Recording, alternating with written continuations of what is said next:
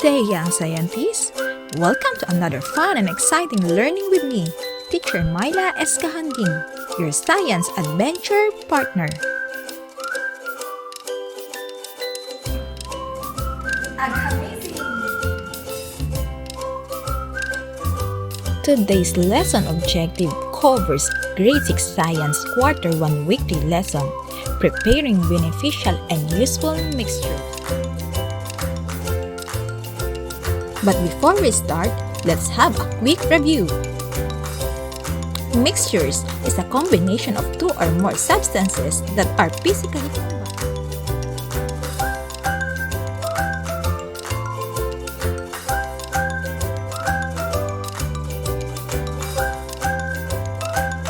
A mixture is homogeneous if it has the same uniform appearance and composition throughout, while heterogeneous mixture is a combination of visibly different substances.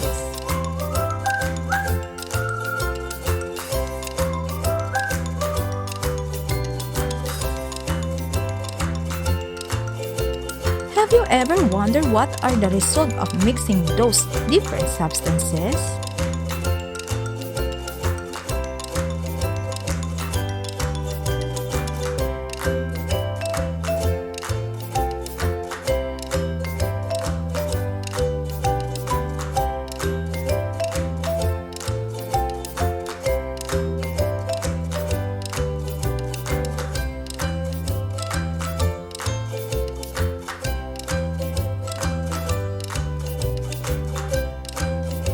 For today's activity, I will show you how to prepare my special recipe. To prepare your salabat, just put sliced ginger and calamansi extract in boiling water. Then add sugar to taste. This homemade hot tea will soothe your throat and helps boost your immune system. Next is adobo. Put sliced pork, minced garlic, and onions in a pot.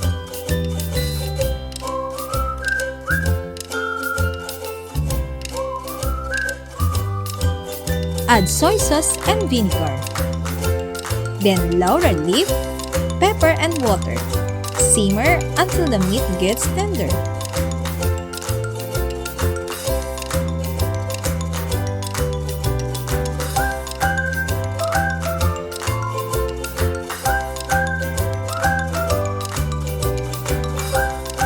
Now, it's time to enjoy our masarap mixture.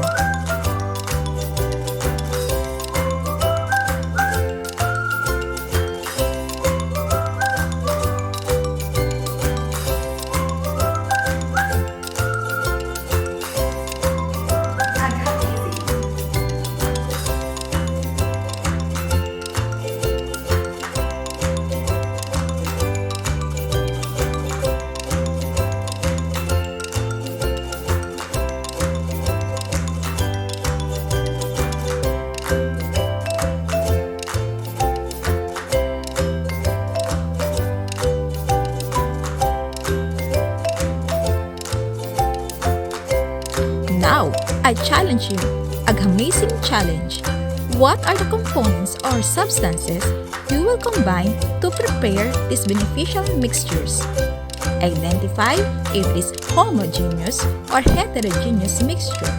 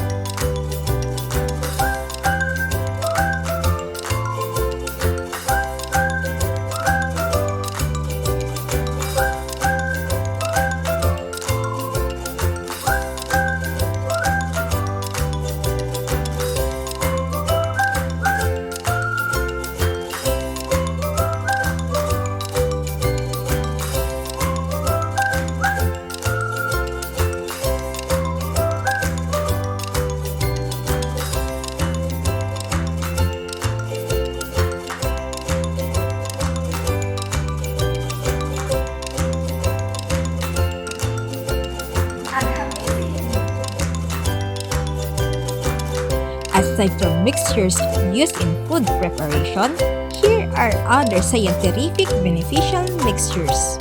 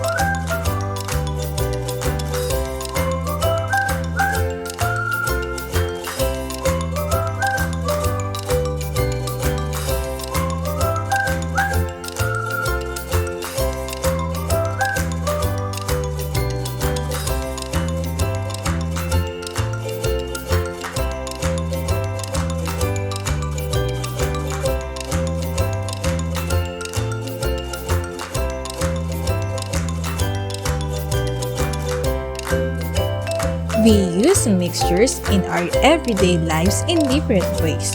Some are used for food preparation, cleaning, personal grooming, as medicines, and crop fertilizer.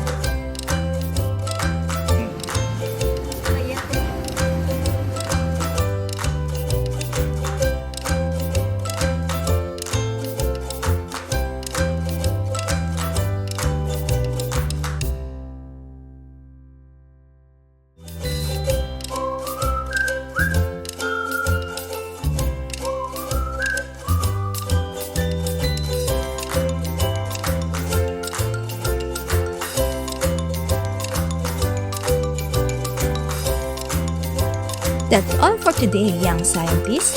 I hope you enjoy investigating. Till next science exploration, see ya!